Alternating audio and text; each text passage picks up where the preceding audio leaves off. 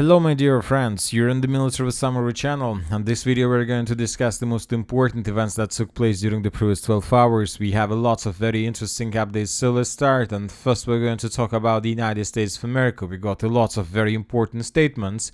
First let's discuss Donald Trump. Trump officially stated that he had a conversation with Putin.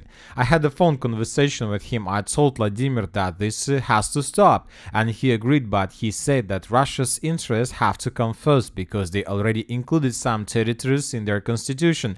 So according to Trump, Vladimir was talking about Dnipro, Donetsk People's Republic, Lugansk People's Republic, Kherson, Zaporozhye and Crimea, some part of Kupiansk and Kharkiv directions. So I said, Vladimir, look, this is complete nonsense. If you heard these statements, Donald Trump used completely different words. You have to understand, I'm not Joe Biden. Either you make a fair deal or we will make it so that some Russian territories will end up in the Ukrainian constitution, and believe me, people will like it, Trump said at the briefing at the White House. So if you ask my opinion, that was the biggest mistake of Donald Trump since the beginning of his term, because obviously after such a words, Putin will never accept anything that comes from the United States of America, because if Russia accept anything from the US, people will remember these words and people will say that that Putin accepted the terms and offer from the United States of America because Putin scared of the Trump's words and said so that's why he was forced to accept.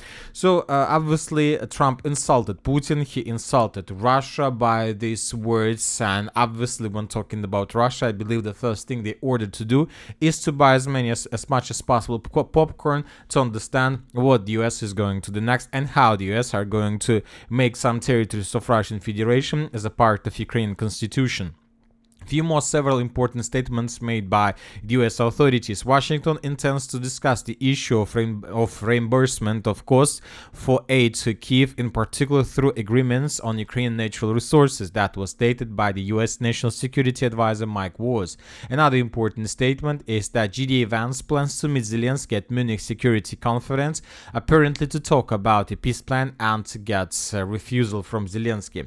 So let's wait and see. The Munich Security Conference is going to take place on the 12th of February of 2025, so it's like the day after tomorrow, and this is going to be very interesting. I'll remind that Russia wasn't invited to this conference, which means that anything that will be stated there will have no power, legal power. Now let's discuss the situation in Ukraine. We have lots of very interesting statements made by Zelenskyy as well. He is preparing himself before the negotiation process. I am ready for negotiations. For us, victory is simply surviving, stated by Zelenskyy. Another important statement, Zelenskyy said that he was ready for talks with Putin if Europe and the US don't abandon Ukraine.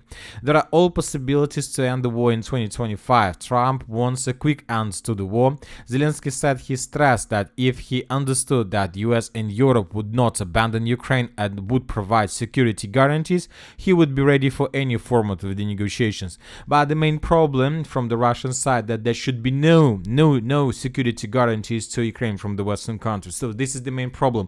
Zelenskyy wants security guarantees. Russia doesn't want anybody to provide Ukraine any security guarantees. Another important statement is that Putin's goal is to bring back the Soviet Union. The influence of the Russian Empire on the world, that was stated by Zelenskyy.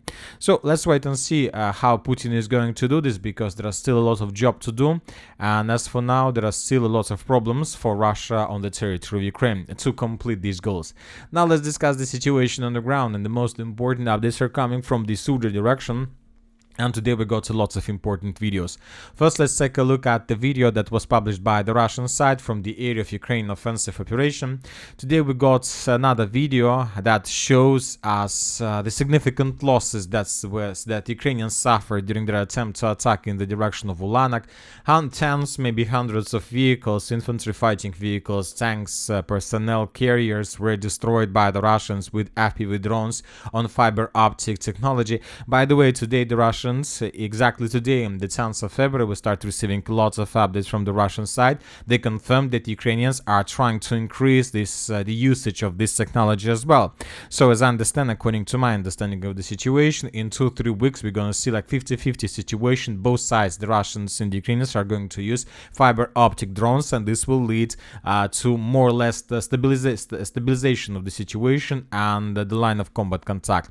So this video shown us lots of destroyed vehicles along the road between the settlement of Makhnovka and the village of Ruskaya Konopelka, which also confirms that Ukrainians were trying to attack in this area, but they didn't manage to cross the railways, and they were completely destroyed. As for the villages of Afanasievka, Cherkaskaya, Konopelka, starting this morning, lots of pro-Russian resources reported that the Russians entered the settlement of Afanasievka and that there are very heavy clashes. The Russians are saying that they managed to destroy every single Ukrainian in this area, as for now, without any proofs, without any geolocations that can confirm this. So let's wait and see. Maybe the Minister of Defense will provide us additional information. So summing up, the Russians, according to them, restore control over everything until this dam, and until the settlement of Cherkaskaya Konopelka. So let's wait and see. As for geolocated videos and as for real progress on the ground, the most important updates are coming from the territory of Sverdlikovo. As you can see, we have adjusted the map. If you remember, yesterday we have colored the northern part of the settlement as a contested area according to pro-Russian resources, and today we got the proofs, and we have video. This is the video that was published by the Ukrainian side, and in this video we can see tens of FPV drone attacks on the Russian soldiers that were located on the territory of the settlement. One of the episodes of that video was geolocated here, another one here, another one here, and another one here. There were more episodes, more FPV drone attacks, but those episodes haven't been geolocated yet. So based on this video, we have adjusted the map, and we can make several important conclusions. First of all, the Russians managed to cross the river of Loknya, and currently the Russians have their presence on the Ukrainian side. Most likely the Ukrainians will do everything they can with the purpose to force the Russians to fall back, at least from this side of the river of Loknya, and to win some time, but I'm not sure Ukrainians are able to do this, because the Russians understand the value of this area, and if the Russians are able to establish complete control over the territories like Lebedivka and the Sverdlikovo and the fields to the south, this is going to be complete disaster for the Ukrainians, because the next target for the armed force of Russian Federation is going to be Kazachia Loknya, and if the Russians are able to take Kazachia Loknya under complete control, then this is going to be a cauldron for those Ukrainians that are located on the territories like Cherkaskaya, Porechny, Vashkovsky, Pravda, Malaya Loknya, and all the settlements that are located to the north of this area. So the Russians are trying to cut this territory in pieces and to handle with every single one separately. Most likely the Ukrainians will not be able to hold their positions in Sudzha, and something tells me that somewhere in the middle of the spring, by the middle of the spring, the Russians will be able to restore control over this territory. Now let's move further and let's discuss the situation on other front lines. Probably the most important updates are coming from the city of Chasiv Yar. The Russians continue their offensive operation. The Ukrainian sources confirmed that the Russians control the initiative. They has the initiative in this area. The Russians are moving very slowly, step by step, but they're moving. And today, according to geolocation, to the video that was published by the Ukrainian side, we have adjusted the map to the south of the city of Chasiv Yar. In this video, we can see Ukrainians that were FPV droning the Russian units exactly in this area. Based on this video, we have adjusted the contested area into the area under complete Russian control. As for the city of Toretsk and as for the territory around, we haven't received anything. Today, the Russian sources published the video of consequences of clashes for the settlement. Most of the buildings, as you can see, according to this video, were reduced to ruins, just ruins, nothing more. Several blocks were saved, but I'm not sure that people can use these buildings in the future. Maybe the Russians will be able to restore the city of Toretsk, because this is very important logistical hub. There are lots of mines in the area, but obviously it will take decades, it will take years before the Russians are able to do this. And we have another video published by the Russian side that comes from the Toretsk agglomeration, not from the city of Toretsk itself. In this video we can see another episode, another picture of the reduced to ruins city, and in the final part of the video video we can see several Russian soldiers that were establishing the Russian flag in the area of the settlement of Pivnichny. So the battle for the agglomeration finished, and now the Russians try to understand what to do next.